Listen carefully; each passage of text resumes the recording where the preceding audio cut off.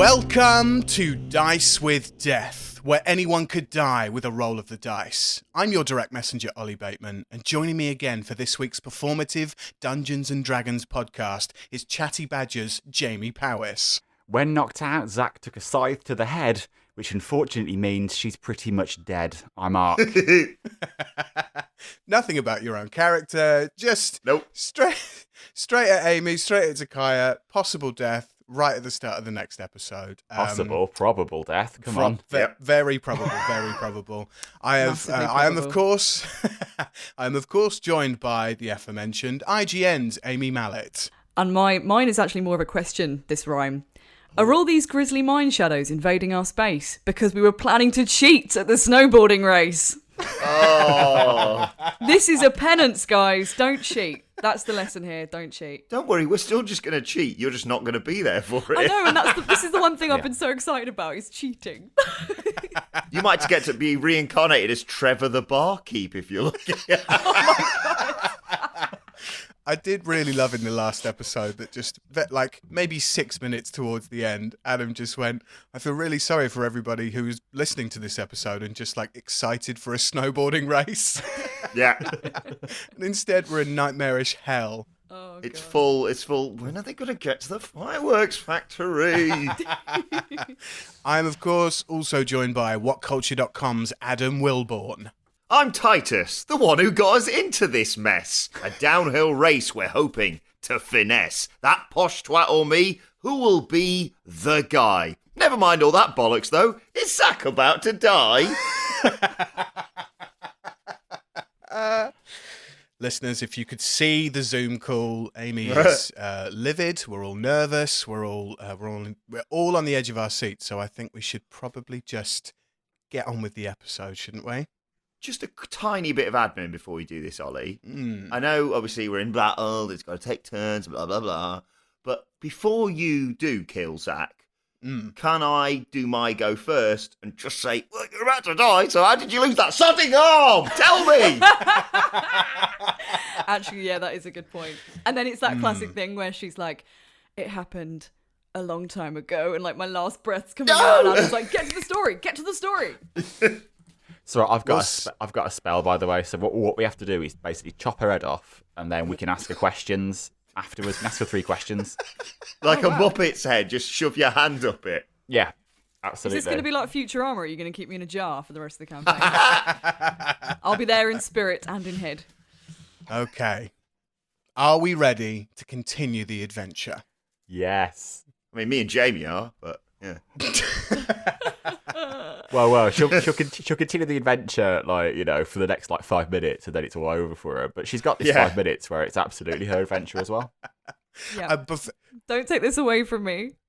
Yeah, if she comes back as Trevor the barkeep, I'm 100% killing myself just in case I come back as Eric and Smorgenhausen, so... I was going to say, if I come back as Trevor, I'll feel robbed. I want to be Eric and Schmorgenhausen with his tiny little bell. Everybody wants to be Erican. Before we get into the previously, I would like to apologise for last week's episode where I did not make it clear enough at the end to Amy and everybody listening that Amy is on her, like, she's prone on the ground, which means, you know, this mind shadow has advantage on attacking her, and we could literally start the episode and Zach could die. So apologies for that. Jamie, you put in a very good last bit of audio, like a post-out bit, which was just like, oh yeah, maybe I could die. Yeah, no, absolutely. So apologies all. While we're apologising, can I apologise for the audio quality of the last episode? Thank you for sticking through it. Thank you. This one should be loads better. But yeah, no, let's continue with the Aark and Titus adventures. While we're apologising, I'd like to also apologise to my mum for everything. Okay. And, in character, Titus would like to apologise to absolutely nobody. Unapologetic. Right. Enough fuckery. Previously on Dice with Death. As the blood... Oh my goodness, I'm reading the wrong previously. That's a really good start, everybody. Well done. Here we go. Previously on Dice with Death, Titus and Gunderson agreed to an extreme downhill snowboarding contest so the gang could gain access to a helicopter in order to take them to the top of Mount Ujiea, the place they believed to hold the key to the Sky Cavern, and access to the mysterious Mr. Moto Hirakoshi. Before the victim of a savage attack that left him coiled in the fetal position, crying out in agony. In reality, Titus flicked him on the balls, crumpling him into a heap on the floor. He left, and the gang set about making a plan involving lots of cheating to make sure they won the race the very next day. With coy attempts at conversation and a diorama made out of peanuts from behind the bar, you enlisted the help of Trevor the barman, who you discovered was an amateur snowballer, to run interference against Gunderson and his snowboarding cronies mid-race. After posing even more questions to you, Trevor realised you had absolutely no idea what you were getting yourselves in for, and showed you classic extreme downhill snowboarding races on the TV in the bar, depicting the use of weapons, explosives, and spell casting that left a lot of the competitors permanently paralysed or dead. You then rang the teeny tiny bell and asked Eriken Schmorgenhausen, the general manager of the ski resort, to provide you with the equipment you'd need for tomorrow's race, including explosives, armour, and snowboards and skis. You all went up to the lavish VIP suite and did various bits of research to further your knowledge of the sport. Zakaya and Titus discovered that Gunderson likes to wear his bindings looser for better agility, and Titus discovered Gunderson's weapons of choice, a rapier, short pistol, and grenades. Aark finished his 16-hour read of his book and acquired knowledge about galactic gates, portals that were used hundreds of years ago to travel between planets with ease, with rumours of at least one still existing on every planet in the solar system. Aark knew it was a long shot, but it could be a way for him to get home to see his family. You settled down to sleep and awoke in a terrifying nightmare, paralysed in your beds, while mind shadows towered over you, wanting to extinguish your souls. In a fight that saw Zakaya and Titus take huge damage even before their first moves in combat, Aark discovered the shadow's weakness to radiant effects, and you collectively pummeled on this creature while it missed attacks on all of you. In a final-ditch effort to kill at least one of you in the room, the creature slashed down into Zakaya's skull with a necrotic scythe, collapsing her to the floor unconscious, while raining down a second scythe attack that, if hits, will end the life of Zakaya Rubbledusk. And that's where we are now. Zakaya, even as an unconscious body on the floor, you feel the expected weight of this scythe falling towards you, ready to snuff out your life. Aark and Titus, in this moment, you can only watch as this demonic creature, still whispering your worst fears in your mind's eye, drop this scythe towards Zakaya's almost lifeless husk, while blood spills from her skull, covering the floor of this nightmare in crimson red. Time slows down, and the tip of the blade is millimeters away from piercing the flesh on Zakaya's abdomen. Suddenly, a bright white light, accompanied by ringing in your ears. Gandalf. Someone got on the blower to Gandalf. You shall not die! Suddenly, a bright white light, accompanied by ringing in your ears, envelops you, Zakaya. Like staring directly into the sun, it obscures your vision, and the sound of a high-pitched whine echoes as you're taken away from the nightmare, away from the cold, dark, and dank atmosphere, and into something far more familiar. Zakaya, you hear wind rustling in the trees. You hear chickens outside in their coop clucking away. You feel a solid wooden floor beneath you. And as the image of your childhood bedroom comes into focus, you hear a familiar song. Hush, my zucchini, don't you cry. Show them what it's like to be alive. Zakaya, you're back in your adopted family's home, in the exact same place you were when you were in that coma after Squiddy threw you into the ocean. Your adoptive mother, Brenna Rubbledusk, sat in a rocking chair with a tiny, much younger Zakaya, just like before. What do you do? I mean, I imagine can she see me? Can she hear me like before? She can't see you again. Okay. Oh, that's very prophetic, isn't it, Ollie? She can't see me again. I will go over and drape my arms around the back of my mum. So she's cradling me and I'm cradling her, and I'll just hum along with her and try to sort of find some inner peace for that moment. You advance over to her and have this soft embrace with your adoptive mother, Brenna Rubbledusk, who has brought you up for all of your life, along with Lothrim, in the Forest of the Gnomes on the planet of Een. It's the exact same setting that you were in before. Rocking chair, song, childhood bedroom. And you notice that as you drape your arms around her to hug you, she feels you. She feels your warmth on her shoulders and on her neck. And she leans back into it and she smiles and has this deep, relaxing sigh of just everything being content and okay. She lifts her head and looks towards a wardrobe in the corner of the room. It's just a wardrobe that, you would have got your clothes out of, got dressed for the day out of, kept some of your personal belongings. And she gestures to it in a way that's so subtle that if you didn't know her, you wouldn't know that she was pointing towards it. But she points towards it. Okay, I'm going to go over and investigate that wardrobe.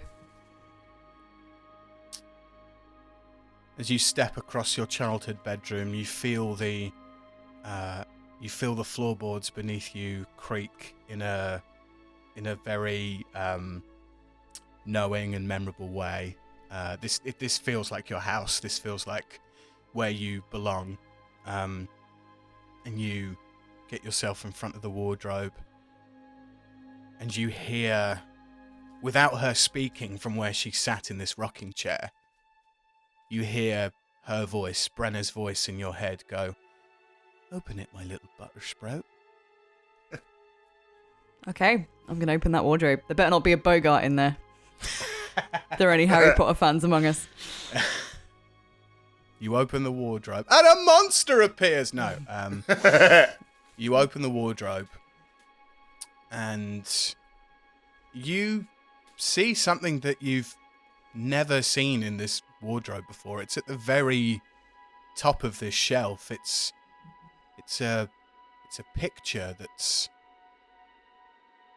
facing down on itself. So it's not standing up. It's as if someone has turned it over on purpose to hide it away from other eyes. But the picture is there face down on the top of the shelf in the wardrobe.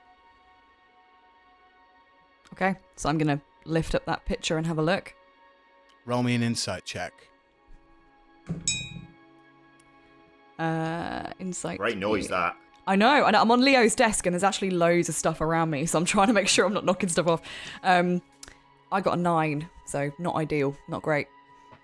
As you lift up this picture, you see the silhouettes of 4 people within this picture. The picture isn't, with a 9, the picture isn't clear to you, but you see that out of the 4 silhouettes, 2 of the silhouettes within this photo are darker than the others.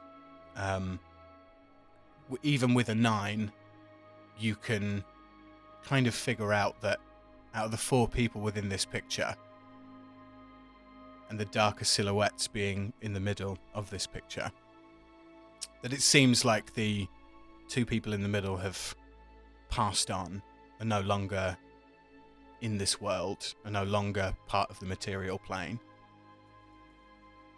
Okay, so who are the two people I can see? You don't know. You've never seen these. You've never seen these two people that are. They're not the clearest. It's not the clearest image because of your 9 insight check and the current state that you're in. And the terrible camera phone it was taken with. Yes, this was taken on a potato in 2000. Canonically, this was like a Nokia brick. It's a Game Boy camera, basically. Oh my god, yes, I remember those. Yeah, printed out on one of those awful Nintendo printers, and framed. But yeah, you don't recognize the two people who you can see in this photo. Okay. In that case, then, I guess can you describe them to me as blurry as they are, or not enough with a 9 insight check? I'm afraid. Oh, okay, that's all right. That's fine. I just wasn't sure if there was any certain features I could discern. Okay, right. In that case, then, I guess I will, holding the photo, I will turn back to my mum to see if she's changed, if she's interacting in any way. She's just back, looking down at this tiny Zakaya in her arms on the rocking chair and just humming along. You do, however, start to get this kind of distant voices in your head. Not demonic in any way, but lovely and warm, and you realise that it is your adopted mother, Brenna, trying to speak to you in your head. Roll me an Arcana check, please. Okay. Arcana check coming up. Oh god, I'm terrible today. I mean, it's good job we didn't start with the death roll. 8. Okay. Her voice phases in and out of your mind, kind of like it was if you're listening to something in stereo and it's panning from left to right, but the volume just isn't as loud as it needs to be for you to hear it really clearly. But you do manage to hear a few bits of information as she talks to you in your head softly, like Brenna would do to you. And you hear her say, Picture, people in the picture, my lovely. Them's the ones. Roll me another insight check. Okay. Please, come on, give me something. Oh, for frick's sake. 6. I'm getting, as my life is leaving me, I'm getting slowly thicker. 6. Yep. With a 6. Sad little 6. With a 6, you, like, this is millisecond of like a thought that crosses your mind. But as you look at this picture and as you try and decipher what Brenna is saying to you, you get a split-second flash of the pendant that Aark gave you. And then it disappears. Oh no. Okay. Can I say to my mum, can I try to speak to her? Can I just say, Mum, who are these people? Who are these people? Can you give me anything else to go on? I'm sorry I've rolled so bad, Mum.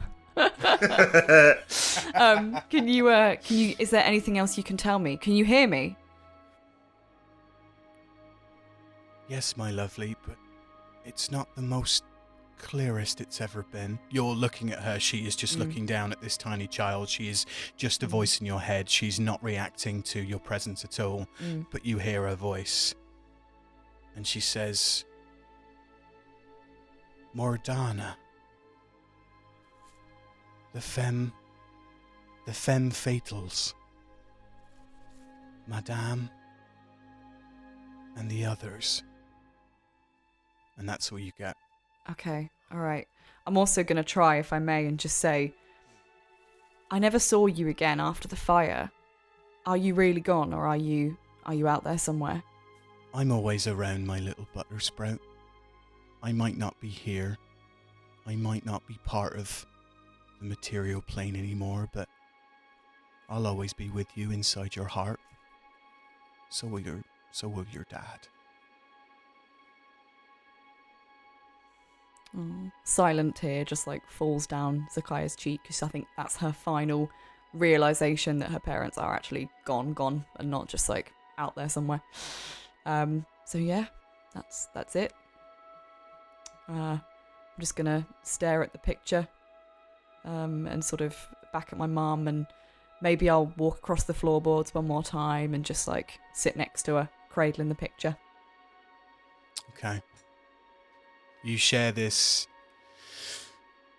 wonderfully sensitive and lovely moment with your adopted mother and a very tiny past version of you, as this song just rings out in your head.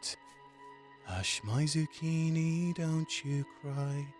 Show them what it's like to be alive. And you hear Brenna singing this, and you start to hear that as she's singing this, her voice starts to quiver, and she's crying essentially. And as you look at her holding this tiny Zakiah, you look at how she's holding her, and it seems like with her body language that she is forcibly in place, like strapped down into this rocking chair. You see her muscles tighten and the sinew like all around her like arms and chest and shoulder. They look like that she's just paralyzed there holding this little girl. And in this moment, as soon as you realize it, these necromantic like tendrils come from around you, from behind your bedroom door, and envelop you and pull you down to the floor. Zakiah, roll me a strength saving throw. Oh! That is 15. 15. You hold. Yep. These tendrils still enveloping you and still trying to pull you down, but you are just almost kind of in the crucifix position, just being held by these necromantic tentacles, just holding on for dear life, like One Punch Man trying to stop, something coming, or some superhero, Spider-Man stopping the fucking tram from falling or whatever. It's all just epic strength of you holding on. You're in your childhood bedroom with your tiny little mother and tiny you there, while this necromantic energy just tries to pull you down. You start to hear these voices, like the terrible voices that you hear in your nightmare, just say, your mother was a whore, your father was a bigot, these people, they're awful people, you will never be anything, you will die, you will never reach the mountain, you will never reach Mount Ujiea. And we're back into the nightmare, where time has slowed down. Aark and Titus are watching you as you're laying prone on the floor, blood everywhere. Brain all over the floor. Brain all over the floor. With this necromantic scythe heading towards your body. Now mechanically just so we're all clear, Zakiah is prone, which means that this Mind Shadow has advantage on this attack. And if he hits with one of these hits, Zakiah is dead. Zakiah, remind me of your AC. Is it 12? Yeah. Oh. Okay. So the plus to this is a 5. So say that again? It's a +5 to hit on both of these. So has to roll a 7 or higher to instantly kill Zakiah. What happens if you roll a 7? Does that count? If you roll a 7, +5 is 12, right? Everybody maths? Yeah. 7 + 5 is 12. Remember maths? Remember maths? Do you remember that, guys? So if it rolls a 7, Zakiah, you're dead. If it rolls a 6 or lower, you're fine. Oh, mate. I mean, it's got 2 goes. It's got 2 chances to roll. Rolling with advantage. This is it, guys. This is it. Adam's had to leave. Adam has physically left his chair and is now if you pacing could see around the his Zoom bedroom. call, literally nobody can deal with this. I have goosebumps rolling this, and this is my... I'm a bad person, but here we go. Oh no! What's that face? That's a face. Okay. First dice got a 6. Oh my god! Second dice Jesus Christ. got a natural 1. Oh my god! And you're serious? You're not making that up? Not making that Jesus. up. Not fudged. I do not fudge rolls, okay, guys? This is not a fudged roll. No. Rolling. We've had this discussion that I genuinely would die if we did. So, oh my god. Yeah, little my sneak God. peek games. Before you came on this call, me and Jamie were like, "No, you're not going to just." And he was like, "Oh no, if I get a thing to kill her, she dead." Basically. No, well, this is the thing. We've always said this, haven't we? We want it to be authentic. Like, Yeah. Jamie was saying the same thing. If I died, I died, and I'd kind of mentally prepared myself for that. So, Jesus. If she dies, she dies. That's insane. That's insane. Okay, right. Oh my god. Okay. Well, the gods don't want me dead just yet. So there we go. What happens, Zakaya, is Sweating like a pregnant nun. time suddenly speeds up again, and Zakaya, out of nowhere, your body is like physically moved through this pool of blood on the floor, and this scythe just careers into this plush wooden floor in this nightmarish suite in this ski resort. And it's the end of the Mind Shadow's go. Sorry, Ollie, quick question. Before we come out of slow-mo, as it slams into the floor and misses Zach, can I do a slow-mo crotch chop? As a, oh, miss, bitches. It wouldn't be an episode with Titus without one. So yeah, as this scythe pierces into the wood, you just hear this slow-mo suddenly sped out. Oh!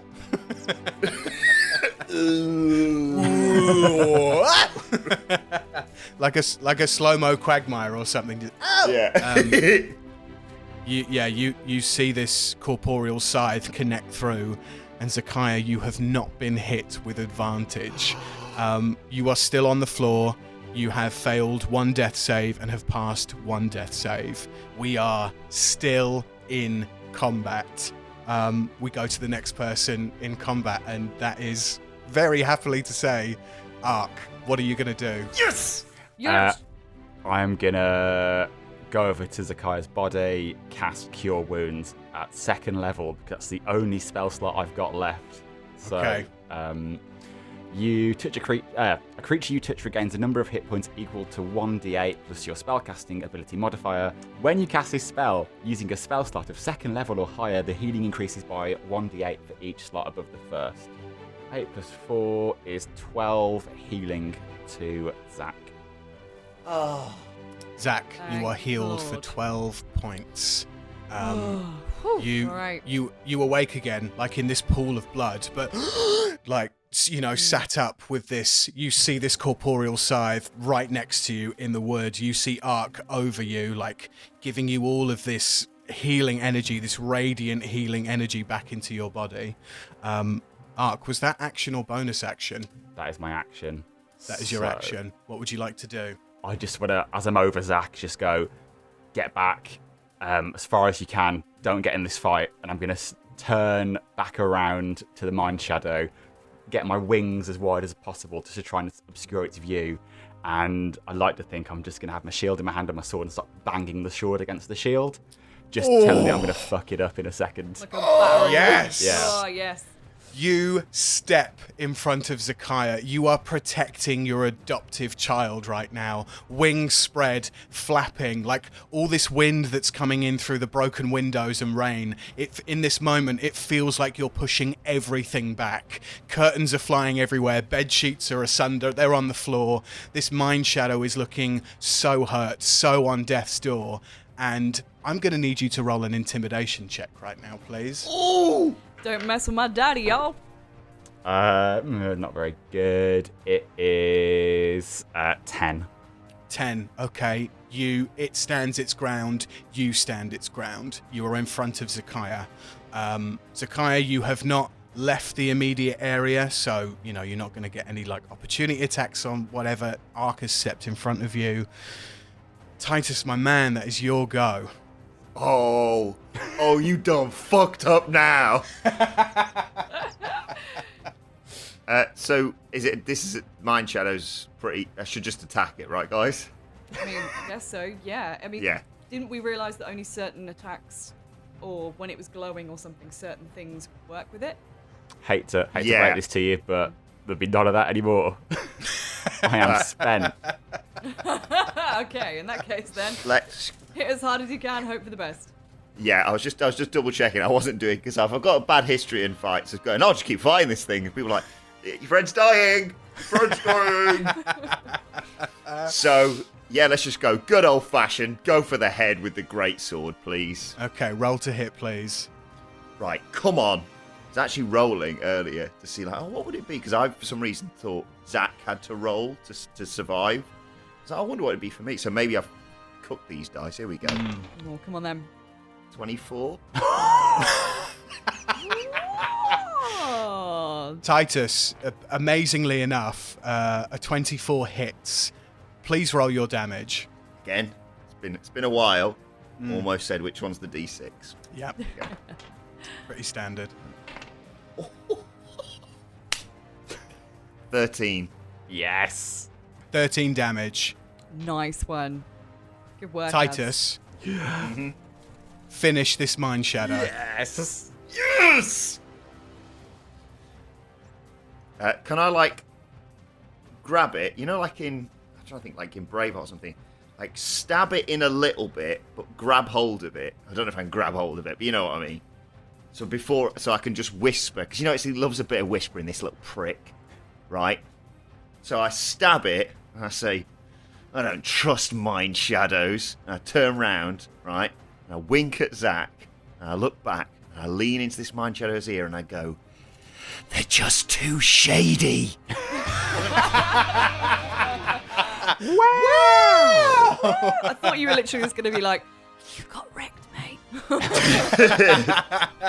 Which would have been just as apt, but Titus, you Amazing. grab this thing round the neck, you plunge this sword in just a little bit, just to get it, just to, feel the pain, and you whisper into its ear, plunge this sword directly through it. You see this Mind Shadow, its form. It had this buttery form when Aark was casting radiant effects on it, but you feel it feels malleable. It feels like flesh. It feels like an actual person.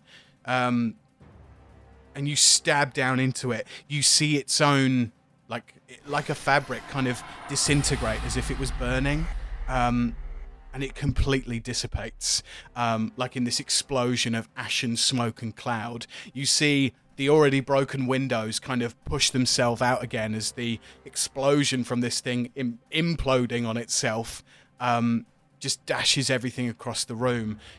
Pillows are everywhere. There's everything that's not nailed down kind of goes to the side of the room, and you all hold yourself true. Zakaya stood behind Aark still banging on his shield with his sword as Titus is wailing on this thing. And you all wake up from this nightmare, covered in blood, battered and bruised, but in the ski resort where you went to sleep. You are out of combat. Who's ready for a snowboarding race, baby? Can we have a look at the time? Yes, yeah. You look at the time and you realise that it's 11:30. Oh no! Oh, wow. Okay. This is at night, isn't it? No, sorry. This is the next morning. This is 11:30 a.m. I mean, it's a bad look, innit, if we turn up to cheat at a snowboarding race with blood all over us. I mean, they're not even going to let us compete. Let's have a real quick shower, at least. Group shower. I ain't got a wink of sleep. Are we gonna do it? Because just to say, I have no spells and I'm not athletic. And if we're gonna cheat, I was gonna cheat with spells. I've got nothing. Are we not just gonna run now? I have half my health, and he's deaf. This race is about murdering each other. I really think we're not in the best state of mind right now. Yeah. But haven't we missed... what time did we say we'd meet Gunderson there? 12. Midday, wasn't it? Yeah, midday. The race starts at midday, and it's 11:30 right now. Oh my god, power nap. I mean, is there any way we could cheat it? I mean, the Scotch egg was a clever mechanic, gameplay wise. Do you reckon there's a coffee machine anywhere? Without rolling a history check, who has the teeny tiny bell on them? Oh, I do. I'm looking after the teeny tiny bell. Are we going to send Erican to do the race for us instead? Very smart move. I like this. You gonna ring that bell, Zach? You gonna Oh look yeah, at sorry, it, no, or... I thought I had. No. I literally just looked down at my lap because I was waiting for. You ended the sentence with, "Yes, I have the teeny tiny bell." Sorry, it's early in the morning. Okay. You ring the teeny tiny bell, and in a puff of smoke, Erican Schmorgenhausen, the general manager of the Ujiea Ski and Leisure Resort, appears. Hello there, Aark, Zychia, Titus. Oh my goodness, what happened in this room? We all had really bad nosebleeds, Erican. I don't know I don't know what else to tell you. He says, "Oh, well, let me mop that up for you." And Titus, he goes straight up to you and just starts like mopping any blood that you had on you from. I didn't even think you got hit. So like Zychia is covered in blood and he's just mopping you for no reason. Just like, must get this sweat off your brow. Must get this sweat off your brow. But you see that Erican has all the equipment that you guys wanted. So Titus, you have a snowboard. Zychia, you have skis. And then Aark, you're on like a mono ski. So, just a single ski facing forward. You have, he's got you grenades. And he has managed to get a breastplate for Zychia. And he says, "I'm so sorry. I could not, at such like an hour, I could not find anything else for any of you. But I mean, looking at both of you, Mr. Titus and Mr. Aark, you are very beefy boys. So I thought, just getting something for Zychia would help more. I do apologize. I will give myself 40 lashings for not being able to accomplish what I needed to accomplish. I'm very sorry." No, Erica, no. You don't need to beat yourself. Thank you so much. Just to be clear, is this a breastplate as in like an armor plate, or is this a plate full of breasts? Like, let's just make that. No, my dear, no. I am not somebody who would be able to acquire a plate of breasts. This is a breastplate, armor for your breast area. Yes, so yeah, just fit it over yourself and you'll gain a +2 to AC. Amazing. Well, I have a crap armor class, Erican, so you're my boy. Thank you very much. Oh, good. I'm so thankful I could help anybody out. Is there anything else that I can help you out with before your big race? I mean, oh my goodness, it's 11:30 in the morning. You're going to be late. I might have used all my spells. Have you got any like energy drink or something that maybe you can give me some spell slots back? Oh, some healing potions would be great as well, because obviously. Oh my goodness! Yeah. You should have rung the bell earlier. Chop chop, and he just clicks. He clicks his fingers, and like a mini bar appears in front of you, like a mini fridge, and you see that this mini fridge just kind of swings open, like with golden light peering from it, like the briefcase in Pulp Fiction. But you can actually see into it this time, and you see like a line of healing potions, greater healing potions, one for each of you. And Aark, you also see what looks like a blue bottle of Gatorade. If we were playing Magic the Gathering, it would look like mana, but essentially it's synthetic magic that everybody else in this world gets to use. But, you guys are inherently magic, so you don't need synthetic magic. And Erican kind of gets out this bottle. It's in like a magnum bottle of like champagne. It's really, really expensive. Please tell me it says sin on it. Sin. Yeah, definitely. It's just, it all looks like it's wrapped in gold, but this blue kind of chemical and water like shines through it. And he presents it to you, Aark, and he just says, "Now, I am going to be honest with you. This bottle is a lot of money, more money than you have combined on you. But I like you very much, so here you are," and just presents it to you. Oh, Cool. Oh, bless him. Thanks, Erican. Yeah, thank you. I love you, Erican. Yeah. Oh, join the Titus, party, please Erican? stop. You're making me so blush. I'm sweating from all the compliments. Please. no. Zarlu, more like Zahu. Give me Erican Smorgenhausen, please. But yeah, you have this mini fridge in front of you. You each have the ability to pick up a greater healing potion, and yeah, Aark, you're presented with this magnum bottle of synthetic magic. I've been on enough nights out with Jamie to know that he's going to strawpedo that bottle of sin. Strawpedo? He's not invited, is he? Amazing. Okay, cool. So we've got a magnum bottle of magic. All of us have got a greater healing potion. And I got the breastplate. Anything else that you've got for us, Erican? No, I believe that is all that you requested. Unless you have another request for me, absolutely fine. I mean, it's now 11:40, and it takes a good 20, 25 minutes, maybe half an hour to get you up the mountain to Middle Peak. So, I don't know. Would you like, I don't know, instant teleportation to where you need to be? Yeah. I mean, absolutely, I'd go for that. Oh, and we got grenades as well, haven't we? I'm just trying to make note of all the things that we've got. That's why I'm looking at my phone. Pick it all up. We pick it all up because I've been in this situation before. Everything that he's just given us, we pick up. Okay, picked up. Yeah, that's why I keep looking at my phone, because I'm writing everything in my notes, so we know we've got it. Everything is picked up. You guys acquire everything that Erican Schmorgenhausen is giving you. Anything else before you guys do what you want to do? This bottle, is this blue arcane? Yes, it is. Okay. Cool. You know from looking at it, it's blue arcane. It's a relative, if not Petrosolidus. Oh. Whoa, nice. Zach, do you need some of this? Do you need a swig of this? I would like a swig of that, my friend. Definitely. I don't even think it's alcoholic, but I'll have a go. Yeah, because I actually don't have any spells. I think I've used a couple of mine at least. So yeah, that would be great. So how many you got left? No, listen, please, everybody, listen, please. If you both want to drink this and get back up to full, you may. Okay? It's a share a bottle. I mean, if you drank this whole thing yourself, it'd be an absolute waste. It's so much money. Please, share it between you. There's a bit of passive-aggressive American there. It's so much money. I've really stuck my neck out. Okay, yeah, cool. In that case, right, me and Aark are back up to full. Cool. And it was +2 to my armor class, wasn't it, Ollie? Yes, that's right. +2 to your armor class. It won't let me change it on D&D Beyond, so I'm just putting it on here. Great. No worries. Cool. Let's go.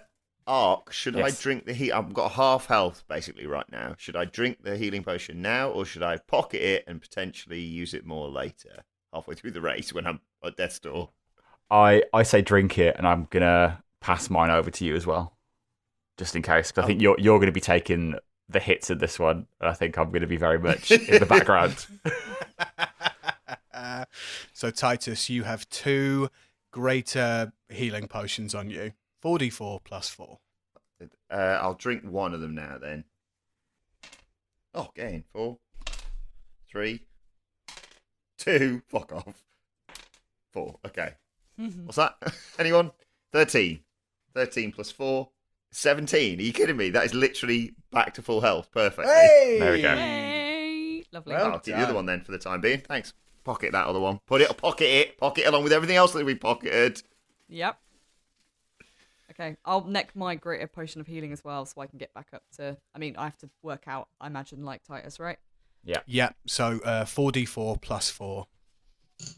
9 + 4 is 13. So that puts me back up to 25. For the transportation thing, I don't know how it works, but can we put all our hands together like we're in the Power Rangers? Yeah. And then can we go, oh my God, we're back again. And like teleport straight up there. You do exactly that. Erican goes, oh my God, that's one of my favorite songs. And all your hands go in together. And you just disappear in this puff of genie smoke. And you appear on Mount Ujiea, the mountain that you've been trying to get to for God knows how many episodes to find Mr. Moto Hirakoshi.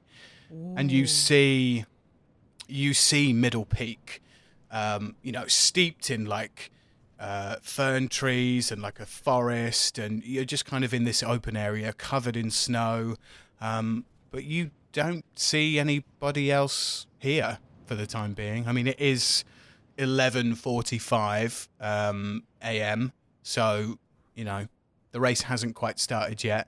But yeah, you don't see anybody else on this mountain. It's just you three and Eric and Schmorgenhausen. Is this like that bit in school where you were like, hey, if the supply teacher doesn't turn up after 5 minutes, we get the lesson off, baby? Yeah. Them's the rules. But it's very quiet. I mean, you are halfway up a mountain, so there's not a huge amount of noise. Maybe a few hundred meters to the left of you, you hear the whirring of a ski lift going up further up the mountain.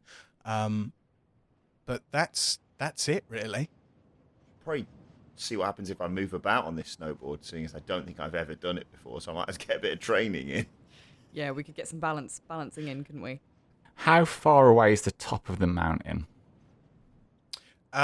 You're at Middle Peak. This mountain is as what is it? It's as big as Everest, so it's like 27,000 feet tall. Okay. And you're on Middle Peak, so in the middle of that somewhere. Where the resort is like, it's not right at the base. Like the river that you came up, the Seraclean River, is like on a higher plane. But you are very far up this mountain, up this like 27,000 foot tall mountain. Cool.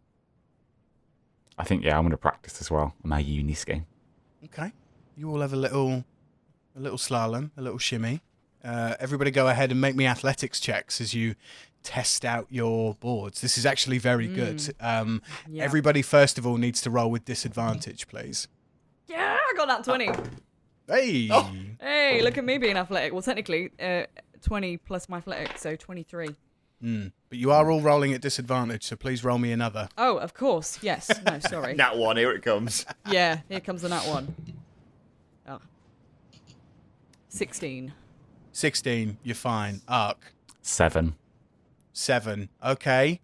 Getting used to the uni ski. It's like a more, you're in bindings, but it's more like a crouched, laid back position.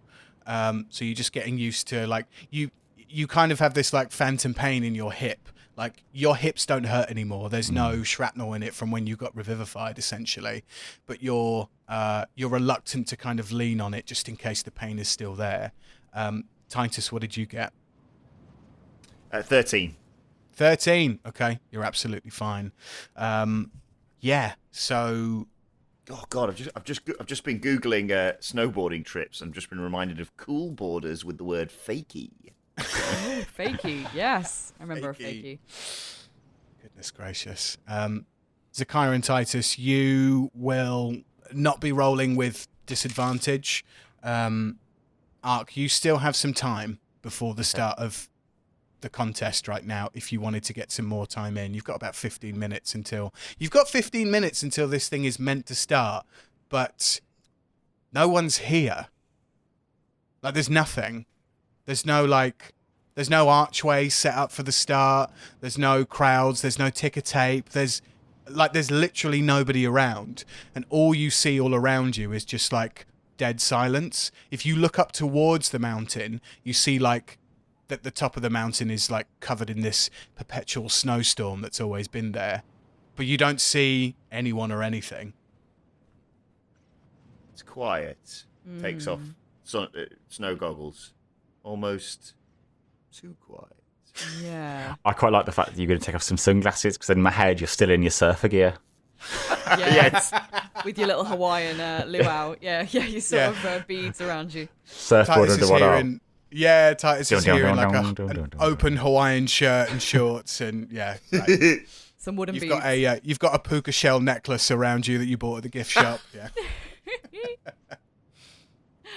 Oh, it is really quiet. And we must be feeling super disorientated as well, because we've literally just woken up like 15 minutes ago, been kitted out with loads of stuff, swigged a magic potion and a healing potion, been teleported up here, and probably still got bits of blood across us unless Erican, went and got it off like a little mum, squeezing our cheeks. So yeah, I mean, what's going on? Where is everybody? Erican, is how accurate is your teleport spell? Like, are we just in the wrong place? Oh no, it's incredibly accurate, Mr. Aark. No, I promise you, this is Middle Peak. This is exactly where you need to be. If he threw down a challenge like this, I don't think it's something that he would have missed. So maybe something's happened to him, do you think? Can he land a helicopter here? Like, is that something that he can do? Yeah, no, a helicopter is very much landable here. This is like it's kind of like an open platform here. This is Middle Peak. Lots of people, who come and do the sport, they helicopter up here, land, or like jump out of the helicopter. It's very cool. But yes, no, it's very doable to land a helicopter here. I don't see any helicopter marks on the floor. I don't see anything. Can we do an investigation check of the area at all? Even just like the image, just to see if any signs of anything. Yeah, go for it. Roll an investigation check, all of you. Erican does turn to you all and he says, should I go back to the lodge and see if he has checked out or left his room yet? One sec, Erican. Yeah, I'm just worried if you go back, we're going to be trapped on this mountain. Yeah, we need your teleportation skills. I mean, we have got the tiny bell. But even so, that's just a bit of faff for you, Erican, so hold off 2 secs. I'm with disadvantage, aren't I, Ollie? No, that was just that was just checking out your board. No. Cool, yep. Sorry. Okay. Skis, not board, sorry. Yeah, Aark, what did you get? Can I give Zach the help action? Because I'm rubbish at investigation. Yeah. So Zakaya, you roll with advantage now. Oh, okay. Right, in that case, I'll give it another go. Oh, well, thank you very much, Aark. So that is a modded 20. Nice. Ooh. Titus, what did you get? Yeah, it's a good job you got that. I got a 7. 7, okay. With a modded 20, Zakaya, you glance around this open, flat expanse of this Middle Peak section of the mountain. You see forest, you see animals, which you wouldn't normally see on like a ski route. There's lots of people, it's busy, animals kind of tend to stay away. And you glance through the forest, slightly down the mountain, down the run a little bit, and through the trees, through the snowy covered trees. And you see what looks to be a very small shepherd's hut, like just back into the forest, just away from the run enough that it's obscured by the trees, but you spot this red mahogany wooden kind of shepherd's hut chalet. Okay. Should we, Erican, what's that for down there? The shepherd's hut, the little shepherd's hut. Yes, well, we have many people up here on the mountain who, they're caretakers. They take care of the grounds. They make sure that the wildlife stays back. So, it's more like a supply hut for people who work on the mountain. Okay, should we check it out? Yes, Yeah. I don't see why not. If you don't have anything else around here. Well, no, I mean they're late right now. I mean, we thought we were going to be late, but it must be like 10 past now, right? No one's here. What is the time? Oh no, you have about 5 minutes until it's meant to start. No, it's not. I mean, he's normally very good at timekeeping, as an athlete. For the Winter's Games, he's very much on time to start races, and I imagine his cronies would be here, but they're not. Look, I can be back in the ring of a bell, but if you want me to go and check the hotel to see if he has left, please just let me know. Yeah, I was going to say, do you want to nip there and nip back? But I'm so invested in Erica now. What happens if, like, I don't know, the mind shadows have got to him? Because, you know, a helicopter is a really good way to get up to the top of a mountain.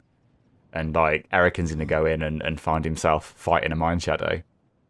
Yeah, what if something happens to Erican? We'd never forgive ourselves. Our sweet prince. Since Squiddy, like, I can't go through this again. So, that's a good point, actually, Aark. We've been burnt before. We've been burnt before. So if we go with him? Yeah. Yeah. We'll come. I tell you, actually. Oh, I was gonna say, should we split up and look for clues? But that never works out well in Scooby Doo. So let's not do that. But if you want to, I'm up for splitting up and searching for clues. All right. Shall me and We're Aark doing it. go to Yes. Shall me and Aark go to the little red shepherd's hut? And Titus, you're the muscle. You can go with Erican. And also, you are in love, so there's that. I will go anywhere with Erican. I will go anywhere. I would die for Erican. I would die for Erican. I That think is you would a all. T-shirt. When this one I would die for takes off, Erican. I would die for Erican is going to be a T-shirt. Okay. Oh dear. Okay. We're gonna die, but it's cool. It's fine. It's all right. Let's do it. Right. Can I, on the back of that T-shirt, can I just have "fuck Lakeland Zager" written on the back? Squiddy and the Humanoids. That's the band one we'll have. Yeah, so many. Yeah. On every T-shirt that we ever produce is "fuck Lakeland Zager." Maybe Fuck like Lakeland Zager. hidden on the back of it. It's just like on everything we produce. The nicest guy, the biggest square. Yeah. It's the Drake meme of like Lakeland Zager. Erican Schmorgenhausen. Hey. Okay. Aark and Zakaya, you're going to advance to the supply hut through the forest that Zakaya has seen. And Titus, you want to go with Erican. Yes. Okay, great. Erican goes, oh, this is going to be so much fun. I never have any company when I do the teleportations most of the time. Okay, here we go. Clicks his fingers. He disappears. But oh, you're still there. Erican. That's DM bullshit right there, but that's Yeah. fine. Okay, all right. You can't go with him. Okay. Okay. I collapse to my knees. Shouts, causes an avalanche because he's like, Erican!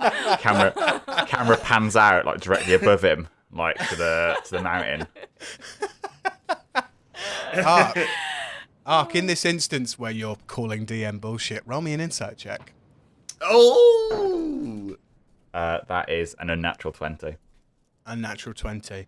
In the area around you, in this flat expanse, as you witness Erican Schmorgenhausen click his fingers and disappear, you notice that just in your peripheral vision, you see very minute flashes of blue arcane energy as he disappears. As you look forward down the mountain, you see one towards where that supply hut is. You see one to your left. Just minute flashes, like an electric spark of like blue arcane energy. So could I cast, I don't know, guidance on myself and see what happens? Yeah, you cast guidance on yourself, and you feel the warmth of guidance that you normally feel emit from your hand and into your chest. But in this moment, it dissipates. So are we in like an anti-magic field kind of thing? Are we like is magic being fucked with? From your insight check, magic is being fucked with. Okay, I am gonna draw my sword and shield and just say there's some fuckery going on here, guys. Shing! You draw your sword. Everybody around you kind of looks to you and doesn't quite know what's going on. Oh my god. Do you think they set us up? Do you think they're gonna cheat because we were gonna cheat? Is everybody gonna cheat? Is this like Ocean's 11? have we turned up and we've been played? I kind of think we've been played. Oh my god. Okay. I'm gonna ring the teeny tiny bell. Aark, you notice these blue flashes in your peripheral vision. and Erican doesn't turn up. Erican! Erican! No! Oh my god! Oh, it was really funny because it was almost like I was gonna tell teacher. I was gonna tell Erican on them. Ring the bell. We in this moment, we cut away to Erican, who is rushing round the hotel, trying to look for Gunderson Hemingworth Smythe III and his cronies, and he keeps hearing this like little ring in his head, as if to go, oh, okay, and then clicks his fingers, and then nothing happens. He's just going, oh no, oh, this has never happened to me before. They say it happens to all genies, but not me. I've never underperformed before. Oh dear. He still makes it look good. He's like one of the Jets out of West Side Story right now. But he is now sweating and worried because you guys are at the top of the mountain and he can't get to you. We cut back to you guys. I pull out my great sword, and because specifically for Eric Smorganhausen, I haven't really mastered object permanence. I think he's gone forever, so I contemplate killing myself. He's gonna commit seppuku on the mountain. Yeah. This massive sword, you turn it on yourself, and Zychia and Aark just stop you at the point where you're like, but I can't go on. No. He's fine. I'm sure he's fine. I'm more worried about us. I'm telling y'all, it's a sabotage. I think we should go and check out that. Sorry, I missed the Beastie Boys reference for a split second there. That's a great reference. I'm glad someone got it. Should we check out that hut? There's now else going on, is there, apart from magic fuckery? Yeah. Hold on, guys, and I'm just gonna fly up in the air.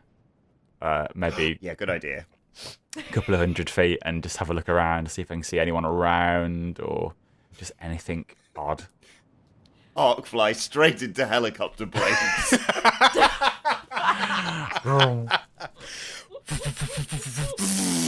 Oh no. Aark, you fly. How far are you flying up? 100 feet? What are you doing? Yeah, I do 100 feet. 100 feet into the sky on this cold, wintry mountain. Obviously not high enough to reach the perpetual storm that's at the very top of the mountain. But you look around, you see kind of on the other side of the mountain, you see holidaymakers, you see people enjoying themselves, you see the forest below you, you see you see Zychia and Titus below you on the floor in this opening. And you do see smoke coming from the supply Sherpa's hut. Cool. So about 100 foot in the air. Can I cast guidance on myself again? Give it a go. Okay. I cast guidance. It works. Okay. Cool. Cool. Great. Lovely. I'm gonna fly over to the cabin. Is anything weird around the cabin in particular? You see lots of footprints in the snow, like leading to and from the door, and heading back down the mountain through the forest. Roll me an investigation check. And I've got guidance as well. Yeah. Always good. Yep. Cool. So that is 19 plus 2, 21 plus 2 is 23. Somebody has been dragged up this mountain, So bound and gagged. Okay. And guess where it leads to? Okay, cool. I'm gonna fly back down to the guys and just say, yeah, someone's been. Again, the fuckery continues. Someone's been dragged into that hut. Isn't that the second Lord of the Rings? I love the idea that we're also so British about it. Like, we're not feeling the peril, we're just pissed off because we've got up early and we've had a really shit night's sleep. And the fuckery continues, guys, honestly. I'm gonna leave the worst review. That's I don't know if I can put an episode title as fuckery, but if I could, this would be the fuckery continues episode. Just do it with 2 little stars in it, like you would do if you're writing on Twitter.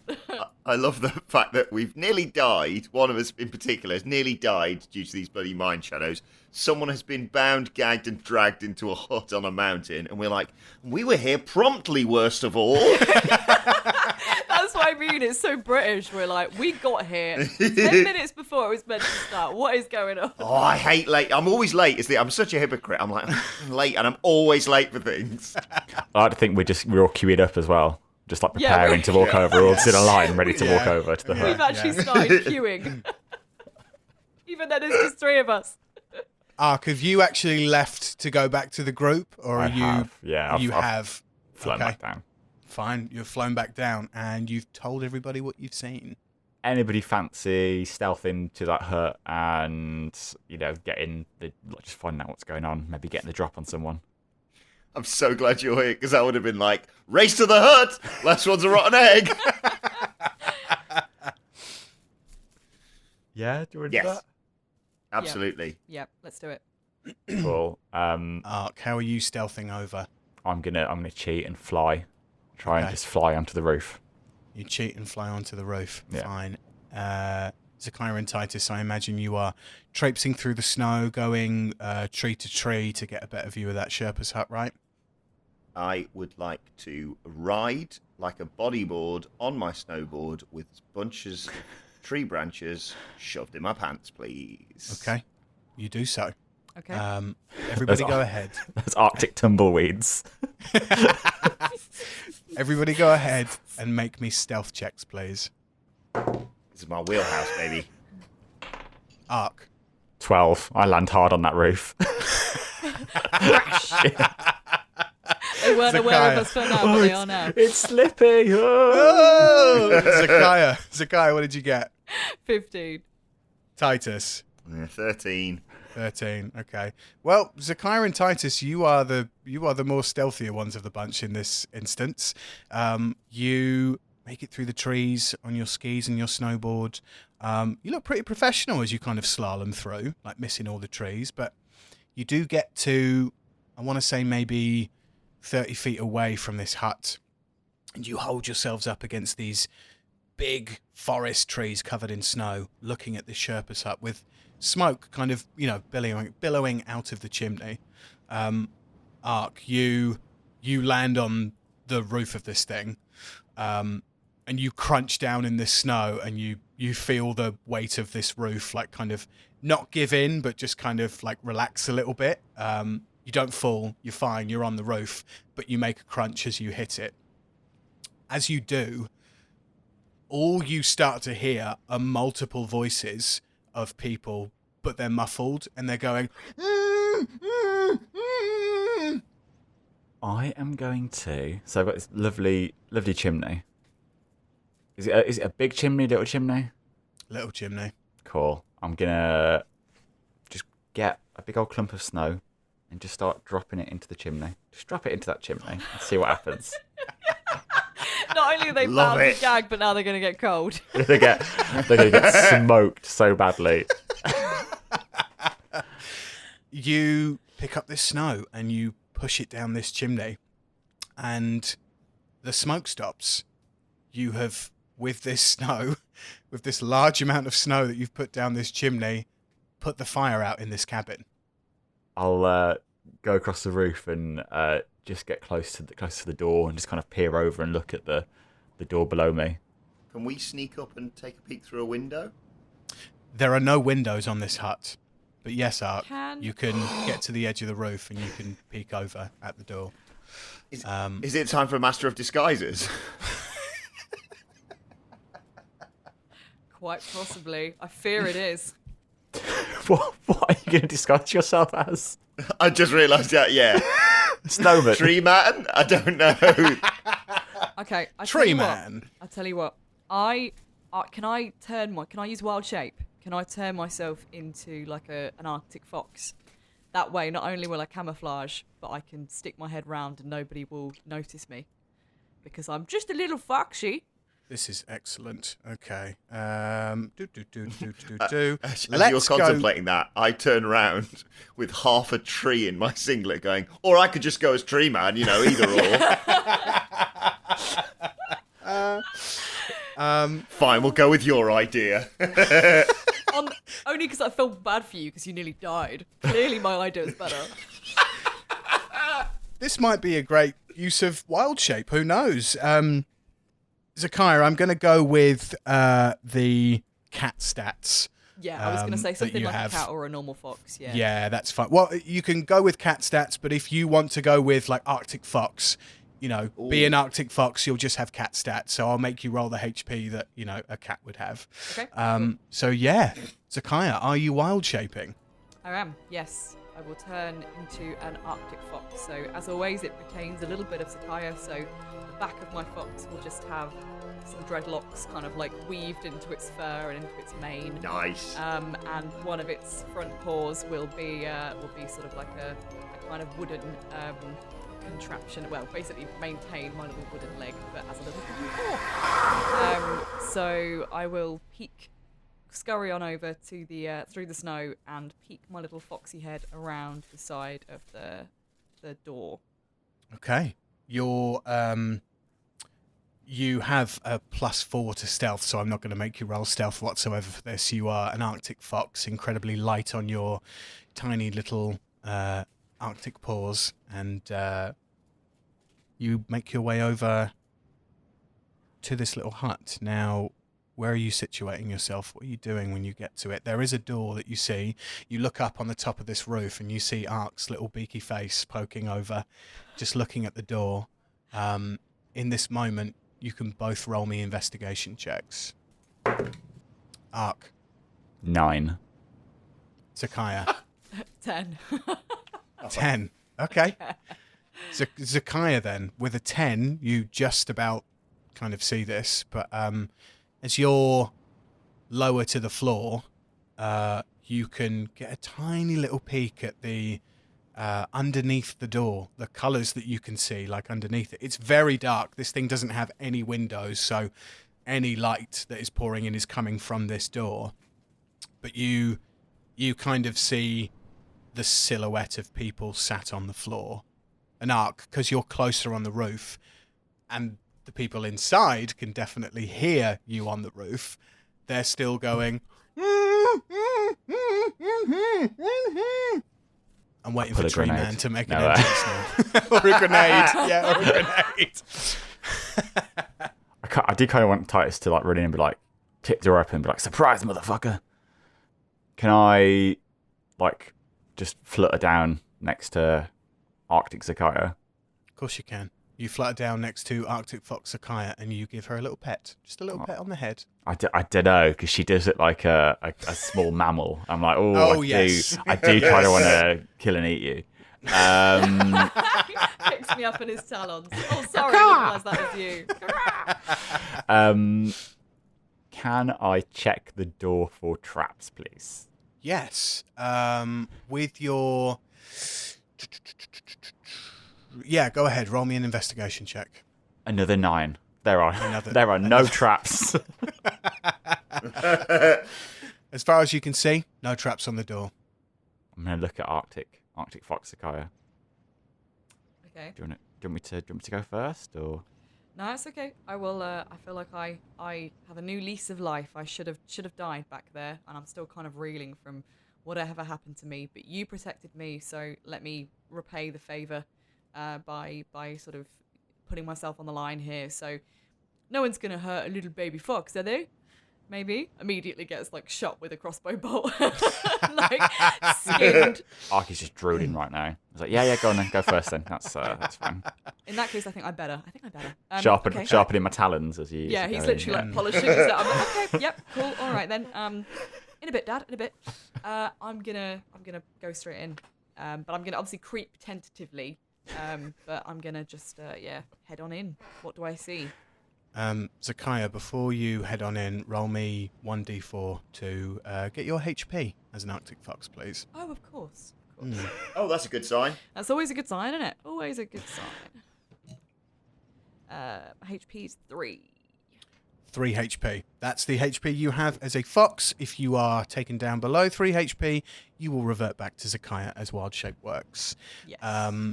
Right, Zakaya, you tiptoe your way up to the door and you press your little head against it, and it's not budging.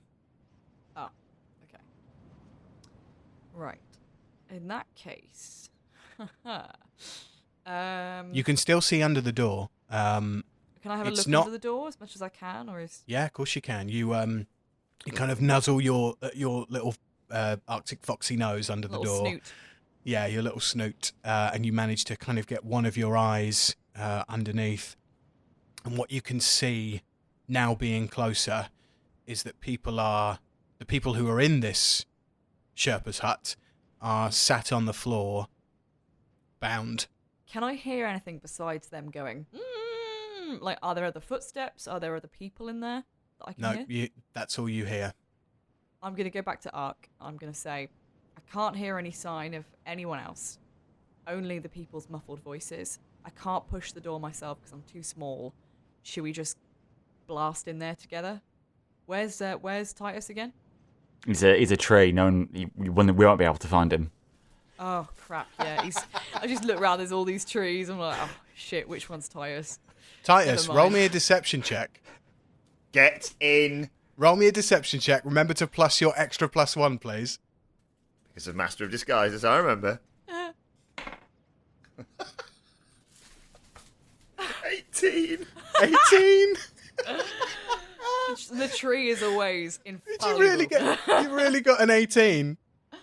I got a 15. I've Yeah. got a +2, and I've got a +1 on my now because of my Master of Disguises. Okay. Zakaya and Aark, you turn around and you can't see Titus.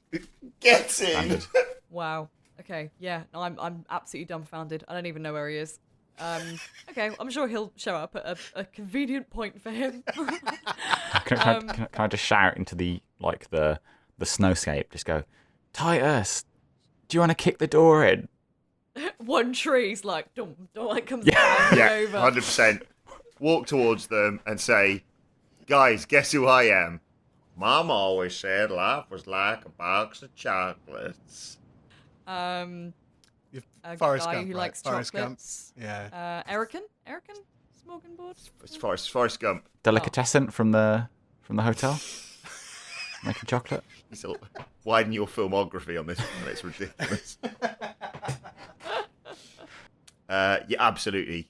Can I check if it's 100% booby trapped?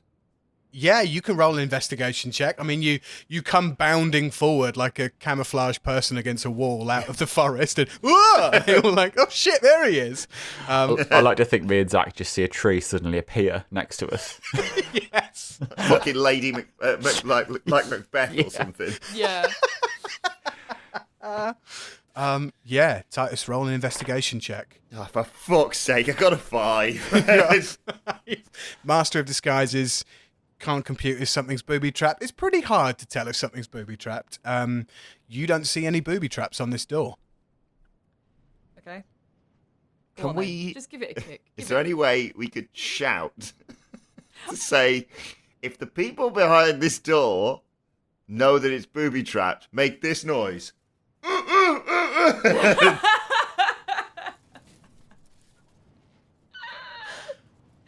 If yeah, literally, like, let's do the opposites. Let's be like, if the door is booby trapped, make some silence, because we know Yes. they could already Yeah. make. Yeah, so We do shout that. that. We do that. We do exactly. So that. we do that. Tell me exactly how and what you say. What do you say? So we say, if anyone on the other side of this door can hear us, if the door is booby trapped in any way, stay silent for 5 seconds. You hear silence for 5 seconds. Can Did anyone hear that? make a noise now if you can hear us? Right. Okay. Yeah, it's definitely booby trapped. Are you, Zach? Are you still an Arctic fox? Yes. Can I? Throw it down the chimney? That's what I'm thinking. Throw Zach Yes! down the Yeah, I'm chimney. just gonna go down the chimney. Or Right. is this Aark, is this just a way for you to get her in your talons? Yes. We all know what you actually want to do. Just get in my talons. I'll get up there myself. I'll get up there myself. Don't worry. I'm gonna start flying and take a really long circle around the hut, and I'm gonna head back for Zacchaeus, talons exposed, and I'm gonna try and grab her off the ground. You run, launch yourself into the air through this clearing, circle back round. Zacchaeus, in this moment where you see this bird of prey coming towards you as you're an Arctic fox, you get the animal fear. You're just like deer in the headlights, like, hold still, it'll be fine, it'll be fine. Aark grabs you in his talons and swoops up to the roof. Are you landing, or are you just dropping her straight down the chimney? I'm gonna hover just over the chimney and so you ready? Yes.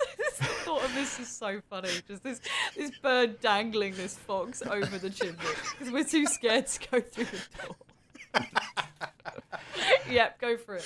I'm gonna shout, brace, brace, brace, and drop you. Okay. You open your talons. Zacchaeus the Arctic fox falls through the chimney. Zacchaeus, you are small enough to get down this chimney without, hitting the sides. It's not like throwing a sausage down a hallway, but you do fit down right to the bottom. And you land on this lovely, fresh pile of snow that has just put this fire out. And Zacchaeus, you look around the room and you instantly recognize one of the faces that you've seen in the last couple of days, bound and gagged, along with all of his snowballer team, Trevor the barman. Oh my God! Maybe Not they overheard Trevor. us. Not Trevor. And they all look towards you, and they're absolutely dumbfounded that a Arctic fox has just fallen down the chimney. As it would be. Because they know Arctic foxes can get a bit mental when they're cornered or stuck somewhere. So they're a bit Drop down a chimney. not really sure what to do. Okay. I am going to poke my head around the corner because I imagine I've sort of landed in this chimney. I can see Trevor and his snowballing team. I'm just going to make sure that there's no one else in here before I speak to them. You look around the room. There's nobody else here. Okay, perfect. Hi, Trev. I know this is a bit awkward, but it's actually me, Zach, from the bar the other night. We did the peanut diorama. Anyway, I'm sure you remember us. What's going on? Actually, I'm gonna go up to him and I'm gonna take with my my jaws. I'm just gonna pull the little gag out of his mouth. He looks incredibly frightened that an Arctic fox has just started talking to him, but he notices the details of Zacchaeus, the dreads, the prosthetic arm, and he kind of and then rips it from his mouth. And yeah, what do you say to him? I said, Trev, what the hell's going on? Why are you in here? Oh my God, Zacchaeus! Oh, they must have overheard us. They must have been listening when we were talking, or someone was listening, or something. Because they came and they bound us and they gagged us, and we met on that ridge like we were meant to. But then they dragged us up there, beat us, and fucking hell! I just want to get out of here. Who's they, Trev? Gunderson and his cronies, 6 of them, all around, met us on that ridge, and we've been stuck here for hours. We've been stuck here since last night. He must have found the peanut diorama. There's nothing else can explain it. He must have found it. He must have seen it. He must have figured it out. Oh no, not the peanut diorama. I knew that was a fucking giveaway. No. Why didn't we clear it off the table? Honestly. I don't know. It looked really good on the bar. I just wanted to keep it there. It looked like a nice diorama, you know? It was like a bar snack Da Vinci Code. He clearly figured it out. And they figured it out, fucking lunatics. Honestly. I've gone more Cockney speaking to this guy. Okay. All right, Trev. Well, I'll untie, if I can chew through these little ropes, I'll untie you and then you can get your team untied and then we'll try and get out of it. Is the door booby-trapped? We were trying to work it out, but it was a bit complicated. Yeah, it's got some kind of spike trap on it. I would not get anybody to come through it or they are going to get pierced. Don't. I'll untie my friends. Did someone say come through the door? No, Titus, no. Stay out there. There's a good tree. Stay out there. Titus is a tree? What's going on? Oh, it's a long story. Titus was a tree just moments ago. Actually, it was quite impressive. He was suddenly Titus, and then we looked away and we couldn't even see him. It was absolutely baffling. But anyway, Titus Thunderbastard Caligavi was a tree. Yeah, I can't even explain how ridiculously brilliant it was. I'm gonna go and untie. I get round him and I just chew through the little gnaw through the ropes so he can get himself free. Great. Trevor frees himself. Yep. He then starts untying all of his amateur snowballer friends. You know, they're all in their snowballer jerseys, you know, like NHL hockey jerseys, you know, with their little amateur logo on it and stuff. But they all start untying. And they go, oh, thank you, little fox. Thank you. And they all start petting you. They all start going, oh, you good little fox, aren't you? Lovely, lovely. Thanks for getting us out of this. But yeah, Trevor and his cronies are beaten. Like, they're really not in a good way at all. Okay. So we've got healing potion back with us, but I mean, I'll be honest, Trev, I feel like we just need to get out of here and then we might be okay, because my guys are on the outside of the door. What can we do about this trap? Is there any other way out of here? Trevor sets to work trying to undo this booby trap. I mean, from the other side of the room, it's essentially a spring trap. As soon as you push the door in, the string tightens and then the spikes swing round. So he just severs the tie on these spikes and goes, right, that's it. Booby trap disarmed. We're fine now. God, I've got a banging fucking headache, though. Like, Gunderson and like 6 of his cronies, like, just came and met us on the ridge, and they were like, what are you doing here? And then they beat the shit out of us and put us in this lodge. Where are they now? Did you see where they went? I don't know. I think I heard them go further up the mountain. I don't know if it wasn't down. It was like further up through the forest. You know where that clearing is? Where did you guys see the clearing? I think so. Yeah. When we lost Titus, it was around about when there was a clearing of trees. Right. So yeah, I think so. Maybe. Yes. Well, that's the way that they went. I mean, I don't know why they'd be trying to go up that way, because after Middle Peak, you're through lots of awfully like difficult terrain, and the perpetual storm is like a few thousand meters above, and you can't access past. And as he's talking, you guys hear a rumble start to consume the whole of the side of the mountain, and you see that above you, as you look out the door up towards where that perpetual storm is coming from, an avalanche has broken off the top of this peak and is heading directly towards you. And you see Trevor's eyes widen, and he just goes, we gotta get the fuck out of here! As this mountain starts rumbling, you see snow falling off the trees, and then through all of the snow that's falling, you start to see big boulders and rocks, as a mushroom cloud of explosives has just blown up on the ridge on the top of this mountain as it all falls towards you. And that's where we'll end our session. Oh my god. Erican's okay though, right? As long as Erican's okay. As long as Erican's Every episode okay. has to end with one, if not all of us, about to die. Yeah. Well, congratulations, Zakaya, for surviving that episode and so making happy, it through. So pleased. That was so awful of me to roll so badly with advantage, but worked out for you guys perfectly. Yes, thank you to my players, Jamie, Amy, and Adam, for playing this week as Aark, Zakaya, and Titus on the Dice with Death podcast. If you enjoy this podcast, you should subscribe to us on Spotify, on iTunes, Apple, Google, we're everywhere. Go and subscribe to us. Leave us a really cool 5-star review, because it really helps us out. And yeah, if you're enjoying everything else about the show, check us out on social media. Dice Death Pod, Instagram, Twitter, Facebook. If you really like listening to this podcast and you really enjoy the cast of people on this podcast, Jamie, where can people find you on social media? You can find me at Jamu1987 on Twitter. On the Twitter sphere. Amy, where can people find you on social media? So I'm on Twitter as well at Amy_Mallet. And Adam, where can people find you on social media? I want everything at Adam Wilborn, and as a little incentive, why not roll a d20 and whatever number it comes out as, that's the star rating you give us on iTunes. Ooh, just a thought. That's nice because it's more likely to be higher than 5 a lot of the time mathematically. So I think I've cooked the dice a little bit there, but yeah. 5-star reviews all around. Well, thank you to everybody for listening. We'll see you on the next episode of Dice with Death. Say bye, guys. Bye.